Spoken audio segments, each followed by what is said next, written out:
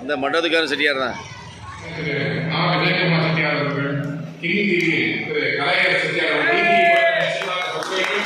மிக சிறிதாக வளர்ந்து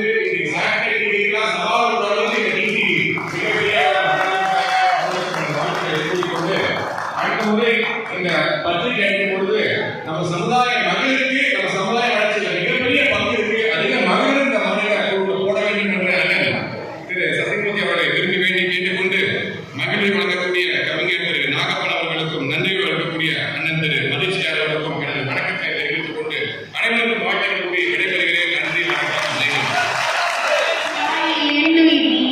மூத்த தமிழே கம்பன் மகளே காத்தவில் புரிவாய் கண்ணிக்கு முடியே